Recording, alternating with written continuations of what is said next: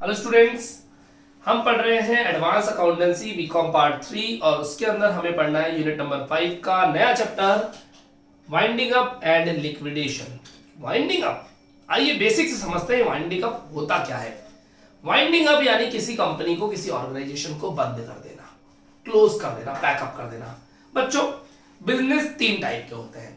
अगर मैं बात करूं तो सोल प्रोप्राइटरशिप, पार्टनरशिप और कंपनी। अगर बात करें सोल प्रोप्राइटरशिप को, अगर हम कोई सोल प्रोप्राइटरशिप यानी एकल व्यापार चालू करते हैं, उसके अंदर एक बंदा अपना बिजनेस चालू करता है, कैपिटल लगाता है, असेट्स लाता है, स्टॉक लाता है, सेटअप डालता है, पूरा का पूरा प्रमोशन करता है, प्रोडक्ट को सेल करता है, बिजनेस चलाता है। जिस दिन बिजनेस बंद करना हो, निकाल ले अपनी कैपिटल, बेच दे सारी असेट्स, बेच दे सारा स्टॉक और चलो अपने घर पैकअप करके जा सकता है। कोई अकाउंटिंग एंट्रीज करने की रिक्वायरमेंट नहीं पड़ती है, कोई स्पेशल उसको अरेंजमेंट नहीं करना पड़ता।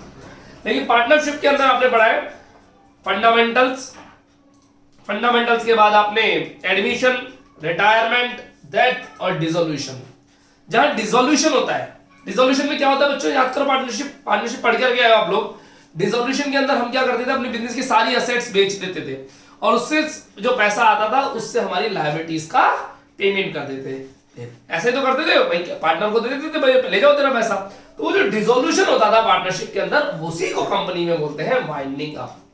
अच्छा, पार्टनरशिप में क्या बोलते थे, डिसोल्यूशन, और कंपनी के अंदर उसी को क्या बोल देते हैं, वाइंडिंग अप या लिक्विडेशन। बस बस बस, ये वाइंडिंग अप और कंपनी लिक्विडेशन जो है, इसके ऊपर रूल्स लगते हैं कंपनीज एक्ट 2013 के, और कंपनीज एक्ट 2013 के अकॉर्डिंग जो अकाउंटिंग बताई गई है वो हमें फॉलो अप करनी पड़ती है। तो यानी ये चैप्टर किस चीज का है बच्चों, कंपनी को बंद करने का है। कंपनी होना चाहिए और बंद होनी चाहिए। अब जब कंपनी बंद होगी तो क्यों होगी, कैसे कैसे हो सकती है, उसके ऊपर बात करेंगे। कंपनी बंद होने के 2 कारण हो सकते हैं, 2 तरीके हो सकते हैं, कह सकते हैं। एक पहला तरीका जिसे हम बोलेंगे स्वेच्छानुसार यानी वॉलेंटरी। हम यानी ओनर्स अपनी इच्छा से कंपनी को बंद कर रहे हैं, उन्हें नहीं लगता इस कंपनी में उन्हें प्रॉफिट है, उन्हें नहीं लगता कि इस कंपनी को आगे चलाना जाना चाहिए, तो वो क्या करेंगे, कंपनी की सारी असेट्स को बेच बाच करके जो पैसा आएगा उससे अपनी आउटसाइड लायबिलिटीज का पेमेंट कर देंगे और पैकअप कर देंगे।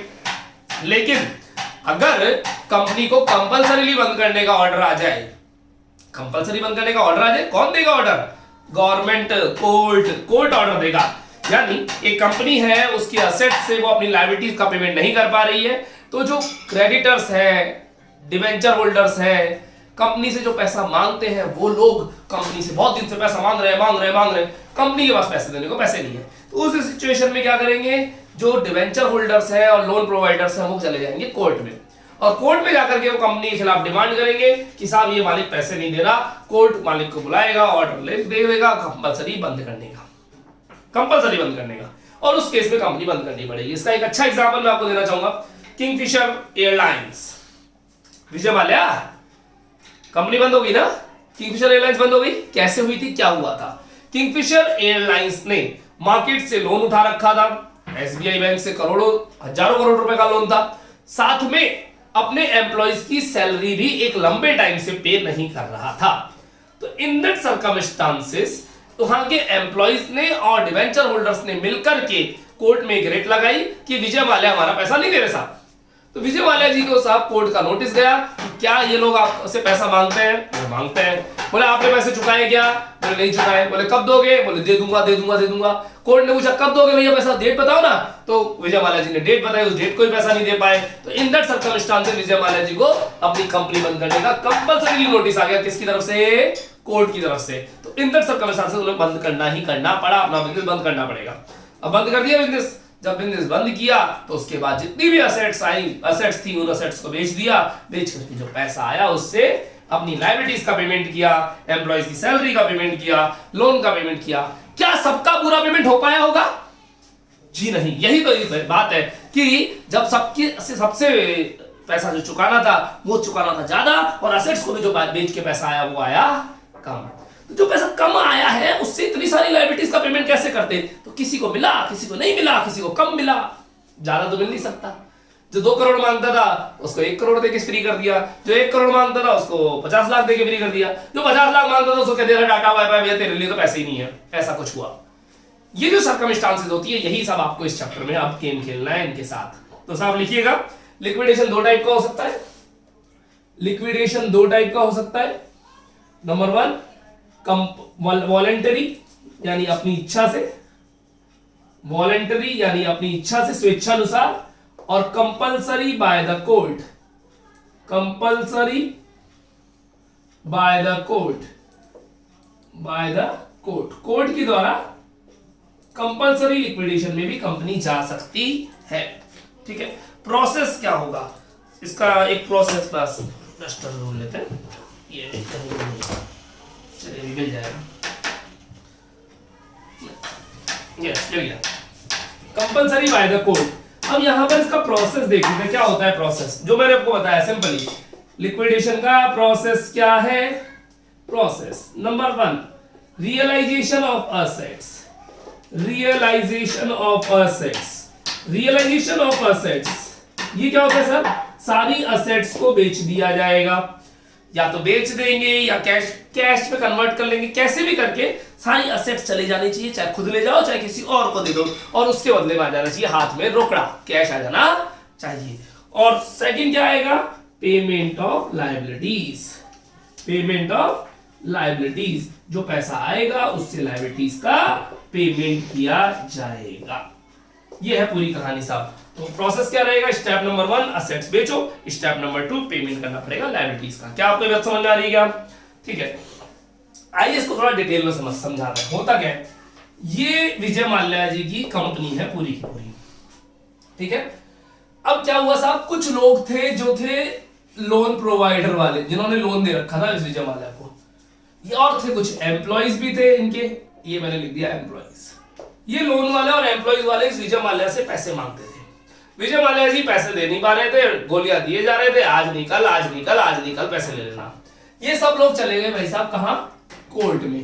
कोर्ट में जाकर विजय माल्या जी के खिलाफ एक इन्होंने पिटीशन दाखिल कर दी, अपील दाखिल कर दी कि विजय माल्या से पैसे दिलाओ। कोर्ट ने कहा विजय माल्या को एक नोटिस भेजा, विजय माल्या ने आया और विजय माल्या ने आके कह दिया साहब मेरी आर्थिक स्थिति खराब है, मेरे पास पैसे नहीं है, मेरी कंपनियां बर्बाद हो रही है, मैं इनको पैसे देने में अभी सक्षम नहीं हूं, मैं तुम्हारा पैसा दे दूंगा, मैं इस बात का वादा करता हूं। अब वादा करता रहा, टाइम निकलता गया, जितनी भी डेट आई थी उस सारी डेट को पेमेंट करने में सक्षम नहीं हुआ, नहीं कर पाया। अब इन दर सर्कमस्टांसेस जब वो पेमेंट नहीं कर पा रहा तो कोर्ट ने इसको फाइनल नोटिस दिया कि भैया तुम 6 महीने पैसे देते हो तो ठीक है, नहीं तो 6 महीने बाद हम तुम्हारी असेट्स को बेच देंगे। वार्निंग दे दी लास्ट, 6 महीने बीत गए, विजय माल्या ने फिर भी पैसे नहीं दिए। तो कोर्ट ने क्या कहा, कोर्ट ने इन सबको कहा जाके पैसे ले लो, तुम इससे इसकी असेट्स बेच दो। अब ये इसके यहाँ जाएंगे तो विजय माल्या पैसे देगा क्या? नहीं। कोर्ट ने कहा हम पैसे निकलवाते हैं, एक काम करते हैं। कोर्ट ने एक बंदा अपॉइंट किया कॉल्ड लिक्विडेटर, लिक्विडेटर नाम का एक बंदा अपॉइंट किया। ये लिक्विडेटर बंदा किसका है? कोर्ट का। ये लिक्विडेटर यहां गया विजय माल्या के पास और विजय माल्या को कह दिया भैया बाहर निकल, विजय माल्या को कर दिया गेट आउट, बाहर निकाल दिया। यहां पे जाके सबसे पहले इस बंदे ने क्या किया, स्टोरी सुनना, क्योंकि ये जो स्टोरी सुनोगे इस स्टोरी से पूरा चैप्टर 2 मिनट का बन जाएगा। इजी चैप्टर है, स्ट्रॉन्ग चैप्टर है, बहुत फटाफट कवर होता है, फोकट के 20 मार्क्स मिलता है, प्लीज ध्यान दो। इस विजय माल्या को बाहर निकाल दिया और बाहर निकालते सबसे पहले जो चीज पकड़ी, सबसे खतरनाक चीज, कैश अपने हाथ में लिया, जितना भी कैश यहाँ पे पड़ा था सारा। बैंक में पैसे पड़े थे, उनकी पासबुक, चेकबुक, ऑनलाइन पेमेंट सब अपने हाथ में लिए। किसने? लिक्विडेटर ने। लिक्विडेटर जाके सीट पे बैठ गया। अब यहाँ पे जाकर के जितनी भी असेट्स थी सारी असेट्स लिक्विडेटर ने इकट्ठी करी। यहाँ पे इनकी असेट्स इकट्ठी कर ली, है ना, कि इनके पास इतना प्लांट एंड मशीनरी है, इतनी फर्नीचर है, इतनी बिल्डिंग है, इतने बैंक अकाउंट है, इतना कैश, फलाना निकाला, सब इकट्ठा कर लिया। किसने? लिक्विडेटर ने। अब लिक्विडेटर ने सबको इकट्ठा करने के बाद क्या करा, लिक्विडेटर ने सबको इकट्ठा करने के बाद क्या किया, न्यूज़पेपर में एक ऐड दिया। क्या ऐड दिया कि I am the liquidator mister x appointed by फलाना कोर्ट। मैं एक लिक्विडेटर हूं जिसका अपॉइंटमेंट फलाना कोर्ट ने किया। किसके लिए? For the liquidation of this company. I am the holder of all the assets of this company. जो भी पर्सन इस कंपनी से पैसा मांगते हैं वो कृपया मेरे सामने प्रकट हो। यानी क्या कहा, इस लिक्विडेटर ने एक नोटिस निकाला है कि इस कंपनी का मैं लिक्विडेटर अपॉइंट हुआ हूं, अगर कोई व्यक्ति इस कंपनी से पैसे मांगता है तो इस 31 तक, 31 तारीख तक अपने दस्तावेज लेकर, अपने डॉक्यूमेंट्स लेकर के मेरे पास आ जाओ। यानी एक कोर्ट में नोटिस निकाला है पब्लिक में कि जो कोई भी इस कंपनी से पैसे मांगता है वो हमारे पास आ जाओ, है ना। तो ये लोन वाले, ये एम्प्लॉइज और XYZ बहुत सारे लोग थे, सबके सब इकट्ठे होकर के इसके पास पहुंच गए, लिक्विडेटर के पास। लिक्विडेटर ने सबका हिसाब लगा लिया, सबकी लिस्ट बना ली। और सबको पेमेंट करना शुरू कर दिया। पेमेंट कहां से? इन असेट्स को बेच बेच करके जो पैसा आया उससे इनका पेमेंट करना शुरू कर दिया। अब इसी बीच दो सवाल पैदा होता है, क्या इनको पूरा पैसा मिल पाएगा? डिपेंड करता है असेट से कितना पैसा रियलाइज होता है। सर किसको पैसा पहले देंगे किसको बाद में देंगे? जी वो भी डिसाइड करेंगे, अभी बताऊंगा मैं आपको। सर इस लिक्विडेटर को कौन तनख्वाह कौन देगा? ओहो, इस लिक्विडेटर को तनख्वाह कौन देगा? ये लिक्विडेटर भाई साहब तीन चीजें लेके जाएगा, पता है किसके आगे? सुनना जरा, तीन चीजें देगा। पहला चीज अपने बॉस की तनख्वाह। भाई कोर्ट फ्री में काम थोड़ी करेगा, जो कोर्ट है वो फ्री में काम नहीं करता। कोर्ट के पैसे कौन देगा? ये तो कहां से देंगे बेचारे, ये तो खुद ही मांगते हैं। कोर्ट अब कहां से लेगा पैसे? जो एसेट्स बिकेंगे ना लीजिए वाले की, इसमें से सबसे पहला पैसा कोर्ट की तनख्वाह जाएगी, यानी कोर्ट की फीस चली जाएगी, लीगल चार्जेस बोलते हैं। उसके बाद लिक्विडेटर कहेगा भैया मेरे पैसे दे दो, तो लिक्विडेटर का रेम्युनरेशन देंगे, यानी इन दोनों काम, ये दोनों काम फ्री में नहीं करेंगे, दोनों का पैसा यहां से जाएगा। फिर उसके बाद लिक्विडेटर कहता है कि साहब यहाँ जो मेहनत कर रहा हूं उस पर कुछ खर्चे हो, जैसे न्यूज़पेपर में एक ऐड दिया था, न्यूज़पेपर में एक एडवर्टाइजमेंट दिया था, तो बोले ऐड देने का खर्चा हुआ वो कौन देगा? वो भी यहीं से लेंगे। तो लिक्विडेटर तीन चीजें निकालेगा, नंबर 1 कोर्ट की फीस जिसे लीगल चार्जेस बोलते हैं, नंबर 2 लिक्विडेटर रेम्युनरेशन खुद का रेम्युनरेशन, और नंबर 3 लिक्विडेशन के एक्सपेंसेस, जो एक्सपेंसेस हुए वो भी निकाल लेगा। सारा पैसा निकालेगा पहले, उसके बाद इन सबका नंबर लेगा, बोले अब आ जाओ तो लाइन से एक एक करके पैसे लेते जाओ। उसका सिस्टम क्या है उसके बारे में हम डिटेल में बात करेंगे। तो आपको बात समझ में आ रही है पूरी पिक्चर क्या हो रहा है? सीन क्या हो रहा है? ये लोग कोर्ट में गए, कोर्ट ने लिक्विडेटर अपॉइंट किया, लिक्विडेटर ने यहाँ आती सारी असेट्स अपने कब्जे में कर ली। सबसे पहली असेट्स कब्जे में करी कैश, सारी असेट्स को बेच बेच के पैसा इकट्ठा कर लिया, लोगों को बुला लिया, लोग आ गए और लोगों को लाइन से पैसे देना शुरू कर। लेकिन उससे पहले कोर्ट की फीस जिसे लीगल चार्जेस बोलते हैं, खुद का रेम्युनरेशन और लिक्विडेशन के एक्सपेंसेस, तीनों पहले काट लिए, उसके बाद सबका पेमेंट एक एक करके चलता जाएगा। क्या ये सीन समझ में आ गया? क्या ये स्टोरी समझ में आ गई तो पूरा चैप्टर आपका है, वरना आपको चैप्टर का बनना पड़ेगा। भैया बहुत फर्क पड़ता है कौन किसका है कौन किसका नहीं है, बड़ी इंटरेस्टिंग स्टोरी है। आइए शुरुआत करते हैं थोड़ा डिटेल में प्रैक्टिकली, ये स्टोरी समझ में आ जानी चाहिए आपके पूरी। चलिए, इस चैप्टर में एक अकाउंट, एक स्टेटमेंट बनता है। क्या बनता है? एक स्टेटमेंट। और वो जो स्टेटमेंट बनता है, उस स्टेटमेंट का फॉर्मेट बनाने जा रहे हैं, बनाइएगा प्लीज। अभी तक हमने कुछ नहीं लिखा है, आपने 4 लाइनें लिख रखी है अपनी कॉपी में, ये तो कुछ लिखना ही नहीं है ना। चलिए, लिक्विडेटर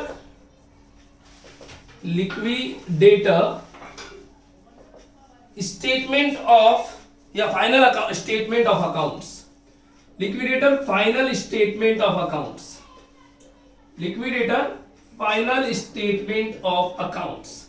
अब देखिए बच्चों को लगता है ये अकाउंट है, अकाउंट नहीं है।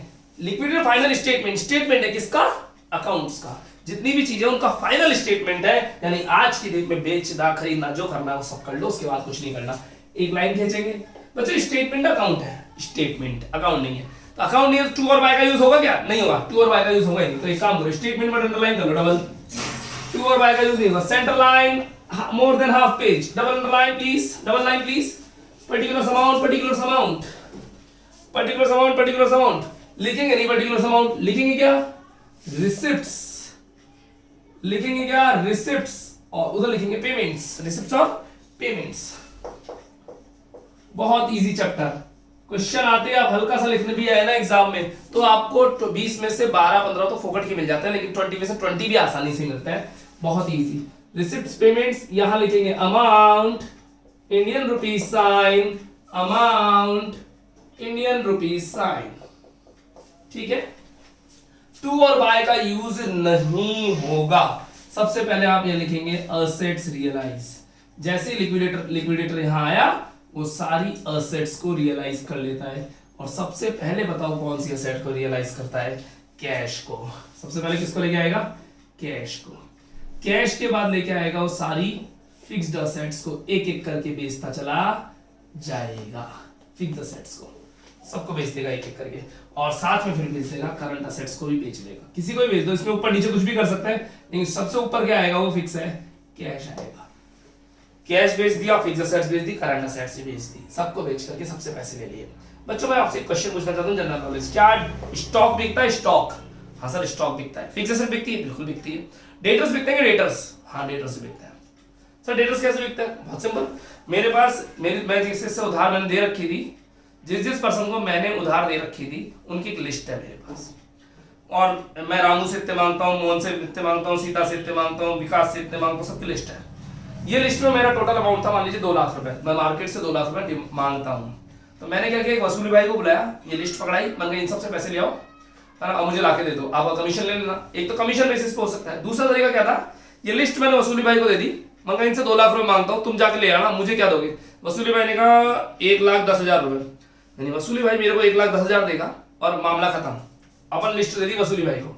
अब वसूली भाई लोगों से 2 लाख लाता है, 1,70 लाता है, 1,60 लाता है, 1,10 लाता है, 10,000 लाता है, जो मर्जी वो लाए, उसकी टेंशन है। ज्यादा लाएगा तो उसके बच जाएंगे, कम लाएगा तो उसके नुकसान हो जाएगा। ठीक है, अपन तो 1,10 लेके चल गए, यानी अपन ने अपने सारे डेटर्स कितने बेच दिए, 1,10,000 में सोल्ड आउट कर दिए। क्या डेटर लिखते हैं, हाँ डेटर लिखते हैं। नॉलेज के लिए बताया, ऐसे ही आ जाओ वापस। असेट रियलाइज हो गई। अब इधर पेमेंट्स में बच्चों सबसे पहले आपका पेमेंट करेंगे लीगल चार्जेस का, यानी जो कोर्ट की फीस थी ना, सबसे पहले जब भाई पैसा आ गया यहां से, उसमें सबसे पहले किसका पेमेंट करेंगे, कोर्ट की फीस का, जिसको बोलते हैं लीगल चार्जेस। उसके बाद कौन काटेगा अपने तनख्वाह, लिक्विडेटर। तो पेमेंट होगा लिक्विडेटर रेमुनरेशन का। दोनों अपने अपने पैसे को पहले ले लिया, रेमुनरेशन लिखना। उसके बाद ये न्यूज़पेपर में जो ऐड दिया था इसका खर्चा आएगा, liquidation expense, liquidation expense, legal charges, liquidator remuneration और लिक्विडेशन एक्सपेंस। 3 पॉइंट ये आएंगे, इसी सीरियल में आएंगे। इन पॉइंट्स को आप ऊपर नीचे नहीं कर सकते, यही सीरियल रहेगा। एक लाइन आगे आप छोड़ना, preferential creditors, preferential creditors, preferential creditors क्या होता है बताएंगे। Secured creditors, secured creditors, unsecured creditors, unsecured creditors. क्या लिखा मैंने यहाँ, पीएसयू, पीएसयू, पीएसयू, पीएसयू नाम तो सुना होगा, पब्लिक सेक्टर अंडरटेकिंग्स बोलते हैं PSU. Preferential creditors, secured creditors, unsecured creditors क्या होते हैं, नॉलेज के लिए बताऊंगा। सिक्योर्ड समझो सबसे पहले सिक्योर्ड क्रेडिटर्स वो जिनसे मैं पैसा लाया हूं लेकिन बदले में कुछ ना कुछ सिक्योरिटी छोड़ के आया, यानी कुछ गिरवी रखा हुआ है। कल को अगर मैं उनका पैसा खा जाता हूं तो वो मेरे असेट्स बेच करके पैसा वसूल कर लेंगे। मतलब सिक्योरिटी सामने वाले को दे करके तब हमने उधार ली है। कल मैंने एक मशीन है, वो मशीन या मैंने जब प्रॉपर्टी है उस पर लोन लिया है और प्रॉपर्टी के पेपर सामने वाले के पास है, अगर पैसा नहीं चुका है तो प्रॉपर्टी के पेपर से प्रॉपर्टी बेच करके पैसा ले लेगा वो, सिंपल। तो सिक्योर्ड क्रेडिटर्स क्या होते हैं, वो क्रेडिटर्स जो कि सिक्योर्ड है किसी ना किसी असेट्स से, ठीक है। अनसिक्योर्ड जो कि सिक्योर्ड नहीं है। ये प्रेफरेंशियल क्या होते हैं बच्चों, ध्यान से समझना। प्रेफरेंशियल वैसे कैटेगरी तो 2 ही होती है, सिक्योर्ड अनसिक्योर्ड। प्रेफरेंशियल एक अनसिक्योर्ड क्रेडिटर का एक पार्ट है। वो अनसिक्योर्ड क्रेडिटर जिन्हें हमने प्रेफरेंस दे रखी है तो अनसिक्योर्ड, बाय नेचर तो अनसिक्योर्ड ही है, लेकिन उनको प्रेफरेंस दे रखी है, भैया तुम्हारे पास वीआईपी पास है, तुम हम सबसे पहले पैसे ले जाओ, सिक्योर्ड से भी पहले पैसे ले जाओ, ऐसे समझो प्लीज। गणेश जी का मंदिर है, उसके बाद लाइन लग रही है, आगे कौन लोग हैं जो सिक्योर्ड है, पीछे कौन है जो अनसिक्योर्ड है। बोले आपका नंबर तो आएगा, सबको दर्शन होंगे, लेकिन पीछे अनसिक्योर्ड है। अगर आपको नंबर, आपने दर्शन कर लिया और टाइम बचा तो आपका नंबर भी आ जाएगा। पीछे अनसिक्योर्ड है, लेकिन अनसिक्योर्ड में कुछ लोग ऐसे हैं जिनके पास वीआईपी पास है और वो लाइन तोड़ करके आ गया और सिक्योर्ड से भी आगे आके लग गए लाइन में। बोले सबसे पहले आपको दर्शन होंगे सिक्योर्ड से भी पहले, क्योंकि आपके पास वीआईपी पास है। कुछ बात समझ में आई? तो सबसे पहले दर्शन किसको होंगे, प्रेफरेंशियल को, उसके बाद सिक्योर्ड को, उसके बाद अनसिक्योर्ड को। तो प्रेफरेंशियल कौन है अनसिक्योर्ड वाले ही, लेकिन उनके पास वीआईपी पास है। सर ऐसे कौन से लोग होते हैं जो प्रेफरेंशियल क्रेडिटर्स होते हैं, है ना। एक तो गवर्नमेंट के टैक्सेस वगैरह, यानी अगर इस कंपनी को, जो कंपनी बंद हो रही है, इसको गवर्नमेंट का कोई पेमेंट करना बाकी है, गवर्नमेंट के कोई टैक्स बाकी है, गवर्नमेंट के कोई चार्जेस बाकी है, तो गवर्नमेंट के टैक्स और एम्प्लॉय की सैलरी, अगर एम्प्लॉय की सैलरी देना बाकी है तो वो भी प्रेफरेंशियल में आएगी। लिखवाएंगे अभी अलग से आपको, लिखवाएंगे, है ना। तो प्रेफरेंशियल, सिक्योर्ड, अनसिक्योर्ड पे थोड़ा डेटा लिखेंगे अपन लास्ट बार में। इनको पेमेंट करने का पैसा बच जाता है तो एक लाइन छोड़ के लिखेगा। अब नंबर आएगा प्रेफरेंस शेयर होल्डर का, प्रेफरेंस शेयर होल्डर को पैसा देंगे और प्रेफरेंस शेयर होल्डर को पूरा पैसा देने के बाद भी पैसा बचता है तो फिर लास्ट में नंबर आता है इक्विटी शेयर होल्डर का। इक्विटी शेयर होल्डर को बचा कुचा सारा पैसा दे दुआ कर फ्री कर दिया जाएगा और कहानी खत्म हो जाएगी, ये अकाउंट पैक कर दिया जाएगा, डंडा डंडा। यानी इक्विटी शेयर होल्डर क्या देना है, बचा कुचा जो बच जाए वो, ठीक है। तो याद करने को पड़ेगा LLPSU और नीचे तो प्रेफरेंस पहले आते हैं, इक्विटी शेयर्स बाद में आते हैं। ऐसा कुछ ये फॉर्मेट बन रहा है, ठीक है ना। एक आप करना है काम, यहां पे हल्का सा लिख देना प्रेफरेंशियल में क्या क्या आता है, आगे लिख देना tax and salary, tax and salary, वैसे तो डिटेल में लिखवा रहा हूं मैं आपको, लिख दो आप तो टैक्स एंड सैलरी। इस फॉर्मेट के नीचे अगर जगह बच रही हो, नहीं बच रही हो तो भी नए पेज पे चले जाओ, ज्यादा बढ़िया है बच्चों। तो अब थोड़ा सा डिटेल में लिख लेते हैं हल्का सा अपन, है ना, कि कौन क्या होता है और किस तरह से क्वेश्चन मूव करता है। ठीक है, शुरू के 2-3 क्वेश्चन में दिक्कत आएगी, फिर क्वेश्चन आपका दोस्त बन जाएगा। सबसे पहली बात, प्रेफरेंशियल क्रेडिटर्स कौन से होते हैं जिनका नंबर सिक्योर्ड से भी पहले आता है? ऐसे कौन से प्रेफरेंशियल क्रेडिटर्स होते हैं जिन्हें प्रेफरेंस दी हुई है? तो इसमें हमने एरो बना के लिखा, गवर्नमेंट के टैक्स एंड ड्यूज, गवर्नमेंट के कोई टैक्स या ड्यूज बाकी चल रहे हैं तो वो पहले दिए जाएंगे। मान लो नगर निगम का कोई टैक्स देना बाकी है तो वो देंगे पहले, जीएसटी डिपार्टमेंट में कुछ बाकी है तो वो देंगे पहले। एम्प्लॉय की सैलरी एंड वेजेस, और एम्प्लॉयज की, जो गरीब आदमी है हमारे यहाँ नौकरी करता था, अपना खून पसीना बहाता था, उसको पैसे नहीं दिए तो इन दोनों से पहले उसको पैसा दिया जाएगा। Employees salary and wages, bracket में लिखा नॉट ऑफ डायरेक्टर्स, डायरेक्टर्स की सैलरी। कई बार क्या होता है, डायरेक्टर भी है ना वो होते हैं, एम्प्लॉय होते हैं, डायरेक्टर भी अपने आप को एम्प्लॉय दिखाता है कि मैं ओनर हूं और मैं यहाँ पे एम्प्लॉय भी हूं, तो उसके इसमें डायरेक्टर की सैलरी नहीं देंगे, जो रियल में मजदूर है उसकी सैलरी और वेजेस आपकी प्रेफरेंशियल क्रेडिटर्स में लाए करेगी, है ना। सिक्योर्ड में कौन होता है? सिक्योर्ड, बच्चों ध्यान समझना, सिक्योर्ड जिनकी कोई property secure as a security already रखी हुई है सिक्योर्ड में। अब सिक्योर्ड में कौन कौन से होते हैं? सिक्योर्ड में 2 तरीके के सिक्योर्ड होते हैं, ध्यान समझना। एक विद स्पेसिफिक असेट्स से सिक्योर्ड, स्पेसिफिक असेट्स से सिक्योर्ड, और एक not specific, not specific, specific assets से सिक्योर्ड नहीं होते। स्पेसिफिक असेट्स से सिक्योर्ड का मतलब समझना, मैंने किसी से लोन लिया, उस लोन लेने वाले ने मेरे से मकान के पेपर ले लिए, तो उसका लोन मेरे मकान के पर से यानी मकान से सिक्योर्ड है, ये स्पेसिफिक असेट्स हो गई। कल को मेरा मकान अगर मैं बेचता हूं तो उस मकान से जो पैसा आएगा पहले उस लोन वाले को चुकाना है, और मैंने नहीं चुकाया तो वो लोन वाला मेरा मकान बेच करके पैसे ले सकता है, यानी एक स्पेसिफिक असेट है मकान। ठीक है, कई बार एक लोन ऐसा होता है जो लोन है मेरी सारी असेट्स पे सिक्योर्ड है, सारी यानी कोई सी भी, कोई फिक्स नहीं है, असेट्स पे सिक्योर्ड है, असेट्स का नाम नहीं बताया, तो ये हो गया कि लोन किसी स्पेसिफिक असेट से सिक्योर्ड नहीं है। अगर स्पेसिफिक असेट्स से सिक्योर्ड हो तो वो इधर ना आकर के इधर असेट्स में से माइनस होता है। कैसे? मेरी लिख यहां पे लिखी land and building, land and building से मान लीजिए आए रुपए 10 लाख, तो वो जो लोन था सिक्योर्ड वाला स्पेसिफिक असेट्स वाला, वो लोन माइनस कर देंगे। मान लीजिए वो 8 लाख का था तो वो 8 लाख का लोन यहाँ माइनस होकर के 2 लाख आ जाएगा। अगर स्पेसिफिक असेट सिक्योर्ड है तो वो इधर आएगा, और नॉन स्पेसिफिक असेट्स है यानी किसी भी असेट पे सिक्योर्ड हो सकता है तो वो उधर चला जाएगा। जो नॉन स्पेसिफिक असेट सिक्योर्ड में आते हैं क्वेश्चन बताएगा, नॉन स्पेसिफिक में आता है डिबेंचर्स। डिबेंचर्स एक सिक्योर्ड असेट्स होते हैं, डिबेंचर एक सिक्योर्ड लोन है लेकिन वो किस असेट से सिक्योर्ड है पता नहीं होता, यानी डिबेंचर्स हमेशा यहीं पर आएंगे। ठीक है, अभी बताएंगे कैसे होती है पूरी कहानी थोड़ा डिटेल में, है ना। अनसिक्योर्ड जो बच गए वो सब क्या है? अनसिक्योर्ड। तो मैं यहां लिखूंगा अनसिक्योर्ड, अनसिक्योर्ड हो गए ऑल अदर रिमेनिंग, जो बाकी के सारे बचे हुए लोन्स है ना, वो सारे के सारे क्या कहलाएंगे? अनसिक्योर्ड ही कहलाएंगे। तो सर सीधी सीधी सी बोल दो ना कि असेट के लिए किसी असेट से सिक्योर्ड बताए तो वो सिक्योर्ड में आ जाएगा, डिबेंचर सिक्योर्ड में आ जाएंगे, एम्प्लॉय की सैलरी और वेजेस प्रेफरेंस और गवर्नमेंट के टैक्स प्रेफरेंशियल में आ जाएंगे, बाकी सब अनसिक्योर्ड है। बिल्कुल साहब, बिल्कुल बाकी सब अनसिक्योर्ड है। ठीक है, तो ये तो हुई एक अलग कहानी। तो प्लीज आप मेरे बराबर आगे लिख करके फिर कुछ हल्का सा नया समझाने की कोशिश करता हूं।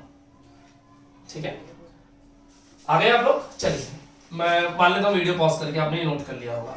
अब थोड़ा सा इसके अंदर थोड़ा डिटेल में समझते हैं बच्चों। इसको थोड़ा सा कुछ कंफ्यूजन होते हैं बच्चों को, कौन सी असेट किधर लिखनी है, कौन सा लोन किधर लिखना है, मैं आपको हल्का सा समझाऊंगा, इधर समझिएगा। आप लोग कभी किसी बाबा जी के प्रवचन में गए हो क्या? क्या हो गया आपको अचानक? गए हो क्या? बताओ तो सही। बाबा जी के प्रवचन में वो बड़ा सारा पंडाल होता है, सामने एक आलीशान मंच होता है, बहुत सारी डिटेल्स होती है वहां पर। गए हो आप?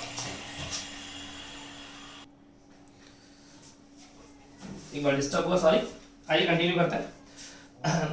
तो यहाँ पर मैं जो मैं आपकी बात कर रहा था कि कभी आपने किसी बाबा जी के प्रवचन में गए हो, बिल्कुल बाबा जी के प्रवचन का एग्जाम्पल लूंगा, प्लीज ध्यान दीजिएगा। ये उसमें आगे एक बड़ा आलीशान सा स्टेज होता है, ये रहा आलीशान सा स्टेज, बाबा जी इधर फ्रंट में बैठे, ये फ्रंट है स्टेज का, ये सेंटर पार्टीशन है, इधर एक तरफ पुरुष बैठेंगे, इधर महिलाएं बैठेंगी, अजी इधर पुरुष बैठेंगे, मेल्स का सेक्शन है, उधर फीमेल्स का सेक्शन है ना। अब सब सिस्टम क्या है जरा देखिएगा, फीमेल्स को मैं लाइबिलिटीज बोलता हूं तो लाइबिलिटीज का पेमेंट इधर से होगा, फीमेल तो लाइबिलिटी होती है सब जिम्मेदारी, और ये सारी असेट्स हैं बेचारा आदमी, है ना, ठीक है। हुआ क्या, अब मान लीजिए एक महिला आएगी तो इधर बैठ जाएगी, पुरुष आएंगे तो इधर बैठ जाएंगे, एक कपल आ रहा था, अब कपल आया तो बेचारा क्या जाएगा, यहां से आते आते हाथ तोड़ना पड़ेगा, बोले तू फीमेल है तो इधर बैठ, तू मेल है इधर बैठ, बोले नहीं हम तो कपल है तो हम तो साथ में बैठेंगे। अब साथ में है तो आप बताइए कहां बैठेंगे, वो मेल्स में जाएंगे या फीमेल में जाएंगे, हस्बैंड वाइफ साथ बैठना चाहते हैं, आप बताइए कहां बैठेंगे, कुछ समझाना चाह रहा हूं प्लीज बताइए कहां बैठेंगे, हस्बैंड वाइफ साथ में आए तो कहां बैठेंगे साहब, ऑब्वियसली महिला अपने साथ इतनी सारी लेडीज के बीच में अपने हस्बैंड को लेकर तो बैठेगी नहीं, अरे भाई साहब इनसिक्योरिटी फील होती है, बहुत सारी महिलाएं हैं वहां पे, बेचारे का दिल इधर से उधर जा सकता है, तो ऑप्शन दूसरा चूज किया गया, बोले इधर बहुत सारे मेल्स हैं तो ये मेल अपनी वाइफ को लेकर के बोले आ जाए इधर मेल्स वाले सेक्शन में मेरे साथ बैठ जाइए। अब आगे बहुत सारे मेल्स बैठे हुए हैं, एक मेल अपनी वाइफ को लेकर के उन मेल्स के जाके बैठेगा, लेकिन जो मैरिड पर्सन होता है ना वो अपने दोस्तों से अपनी बीवी को थोड़ा अलग रखता है, तो दोस्त सारे अलग बैठे, वो आप पीछे अलग से बैठेगा, समझ में आ रही मेरी बात, बैठेगा तो मेल्स में पर पीछे अलग से, ये रहा मैं दिखाता हूं आपको, हस्बैंड ये रहा, लेस कर दिया अपनी वाइफ को और ये अलग से बैठे हैं। सर क्या समझाना चाहते हो, देखो एक होता है शादीशुदा और एक होता है अनमैरिड, जो शादीशुदा है ना, जो शादीशुदा है वो अगर वो अपनी वाइफ के साथ आया है तो वो इधर जाएगा, इधर बैठेंगे, है ना। अगर शादीशुदा महिला अकेली आती है तो ये बैठ गई, यानी वो हस्बैंड के साथ नहीं आई, तो सर क्या बताना चाह रहे हो, मैंने बताया था बच्चों लायबिलिटी दो प्रकार की होती है सिक्योर्ड में भी, एक तो स्पेसिफिक असेट से सिक्योर्ड, यानी महिला आई और उसको पता है मेरे को किस हस्बैंड के साथ बैठना है तो अपने हस्बैंड के साथ बैठेगी, लेकिन अगर मान लो एक फीमेल आ रही है और अकेली आ रही है और उसको ये नहीं पता उसका हस्बैंड कहाँ है या कौन है, तो क्या किसी भी हस्बैंड के साथ बैठ जाएगी, जी नहीं, किसी भी के साथ मत बैठाना, फिर वो अकेली महिलाओं में जाएगी और सिक्योर्ड में जाकर के बैठेगी शादीशुदा। सर क्या समझाना चाह रहे हो, लायबिलिटी अगर है और वो सिक्योर्ड है, शादीशुदा है, लेकिन ये नहीं पता कौन सी असेट से सिक्योर्ड है तो यहां जाएगी, आप समझना, और लायबिलिटी सिक्योर्ड है यानी शादीशुदा है लेकिन पता है कौन सी असेट से है, कौन सी स्पेसिफिक असेट से सिक्योर्ड है तो वो इधर आ जाएगी। अनसिक्योर्ड हमेशा इधर ही आएगी, प्रेफरेंशियल हमेशा इधर आएगी। सिक्योर्ड में दो लफड़े हैं, अगर महिला अकेली है यानी लायबिलिटी अकेली है, हस्बैंड का नाम नहीं पता, उसके असेट्स का नाम नहीं पता, कौन सी असेट से सिक्योर्ड है, तो पुरुषों के जवाब में जाके मत बिठा देना, वो यहाँ आएगी। लेकिन अगर महिला हस्बैंड के साथ आई है, पता है उसका हस्बैंड कौन सा है, तो अपने वाले के साथ इधर बैठ जाएगी। ये बात समझ में आ रही है क्या? आ जानी चाहिए प्लीज। शादीशुदा है, अकेली आई है इधर बैठ, और दुकेली आई है इधर बैठ। सर क्या कहना चाहते हो? ये बैंक से एक लोन ले रखा है, लोन पता है मेरी प्रॉपर्टी से सिक्योर्ड है तो इधर आ जाएगा, लोन पता नहीं मेरी कौन सी असेट से सिक्योर्ड है तो इधर आ जाएगा। एक ही लोन दोनों तरफ क्लासिफाई कैसे कैसे होगा वो मैं आपको क्लैरिफाई कर रहा हूं। तो ये एक बात बताई मैंने आपको। इसके अलावा एक और चीज, ये लिक्विडेटर रेम्यूनरेशन आपको परेशान करेगा। लिक्विडेटर रेम्यूनरेशन, इसके लिए कुछ नोट्स हैं, है ना। ये लिक्विडेटर रेम्यूनरेशन कैसे मिलता है, इसके कुछ नोट्स हैं, मैं वो लिखवा देता हूं आपको, लिख लीजिएगा। सबसे ज्यादा परेशान आपको यही करेगा लिक्विडेटर रेम्यूनरेशन। कैसे परेशान करता है ये लिक्विडेटर को? जो रेम्यूनरेशन मिलता है ये इसको मिलता है परसेंटेज बेसिस पे। अब क्वेश्चन की लैंग्वेज आपको घुमाती है। क्वेश्चन में लिखा X% of amount realise, X% of amount realise. मान लीजिए बोला कि 5% of amount realise. Amount realise मतलब उस लिक्विडेटर ने उस कंपनी में आने के बाद जितनी भी असेट्स बेची वो सारी की सारी। अब जब असेट्स बिकती है तो साहब वहां पे जब कंपनी में लिक्विडेटर पहुंचा तो कैश भी पड़ा था, कैश भी असेट है, बताओ कैश बिकता है क्या? कैश बिकता तो नहीं है। अब X% of amount realise, amount realise में इन सबको इंक्लूड करेंगे और इनका इन तीनों को इंक्लूड करेंगे। इन तीनों का X% यानी 2%, 2% 5 है तो 5, 3 है तो 3% निकाल देंगे। लेकिन अगर लिखा है X% ऑफ असेट रियलाइज, अगर असेट रियलाइज लिखा है असेट रियलाइज में कैश को इंक्लूड नहीं करना, क्योंकि असेट रियलाइज का मतलब होता है जो असेट्स बेची है, कैश तो बिकता ही नहीं है। अमाउंट रियलाइज में कैश आएगा, एसेट रियलाइज में कैश नहीं आएगा। फिर इन दोनों का ही x% कैलकुलेट करके लिक्विडेटर को रेम्यूनरेशन देना है। तो अमाउंट रियलाइज में कैश आता है, असेट रियलाइज में कैश नहीं आएगा। ये लिख लिया, ठीक है। एक और आती है language, x% of amount realise from sale of asset, from sale of asset. Language समझिएगा, लिखा तो अमाउंट रियलाइज है, तो अमाउंट रियलाइज लिखा है तो कैश इंक्लूड होगा, लेकिन लिखा है from sale of assets, assets को बेचने से। और बताइए कैश बिकता है क्या? अजी कैश तो बिकता ही नहीं, तो फिर इसमें कैश आएगा या नहीं आएगा? इसमें कैश नहीं आएगा, कैश नहीं आएगा, यानी कैश को इंक्लूड नहीं करना। और x% of unsecured creditors, x% of unsecured creditors, ऐसे लिख लिया आपको। तो आपको इस लिक्विडेटर को रेम्यूनरेशन देना है, x मतलब जितना भी परसेंटेज हो, 2% मान लेते हैं। 2% किसका? अनसिक्योर्ड क्रेडिटर्स का। अब अनसिक्योर्ड क्रेडिटर्स का जब भी नाम आएगा, मान लीजिए यहां पर लिखा है 6000, यहां लिखा है 3000 और यहां लिखा है 1000, तो आप यहां पर अनसिक्योर्ड क्रेडिटर्स कितने लोगे? 1000 मत लेना बच्चों, 7000 लेंगे। क्यों क्यों क्यों क्यों क्यों? मैंने बताया था ये प्रेफरेंशियल रियल में होते क्या है? अनसिक्योर्ड। प्रेफरेंशियल होते तो अनसिक्योर्ड ही है, लेकिन क्या वीआईपी पास है तो ये सिक्योर्ड से ही पहले जाके खड़े हो जाते हैं। यानी प्रेफरेंशियल दो ही कैटेगरी होती है बच्चों, सिक्योर्ड और अनसिक्योर्ड। अनसिक्योर्ड में इसको वीआईपी पास दिए थे, अब तो बन गया क्या? प्रेफरेंशियल। तो इन्होंने क्या बोला है? x% of unsecured creditor. जब भी अनसिक्योर्ड क्रेडिटर को आवाज लगाई जाएगी तो प्रेफरेंशियल भी दौड़े चले आएंगे। यानी अनसिक्योर्ड क्रेडिटर बोला है, अनसिक्योर्ड क्रेडिटर में प्रेफरेंशियल भी शामिल है। आपको केवल अनसिक्योर्ड नहीं लेने, जब अनसिक्योर्ड क्रेडिटर का परसेंटेज बोला हो तो आपको अनसिक्योर्ड भी लेने और प्रेफरेंशियल भी लेना है।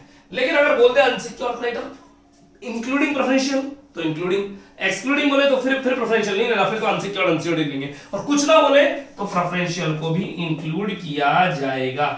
प्रेफरेंशियल इंक्लूड करने हैं जब क्वेश्चन कुछ ना बोले तो। मेरी बात समझ आ रही? सर ये क्या बता रहे हो आप? लिक्विडेटर और रेम्यूनरेशन 2%, 3%, 5% किसका? ये लैंग्वेज आएगी उस लैंग्वेज में। अगर अमाउंट रियलाइज बोला तो कैश लेंगे, असेट रियलाइज बोला तो कैश नहीं लेंगे, amount realise from sale of asset बोला तो कैश नहीं लेंगे, और अनसिक्योर्ड क्रेडिटर बोला तो अनसिक्योर्ड के साथ साथ प्रेफरेंशियल को भी लिया जाएगा। चैप्टर के बेसिक नोट्स यहीं पे खत्म होते हैं बच्चों। अगली क्लास में हम इसके क्वेश्चन से लेके चलेंगे। इस क्लास में इतना ही, वेरी इजी चैप्टर है। थैंक यू, आज के लिए इतना ही। कल फिर मिलेंगे same time same channel. Bye bye.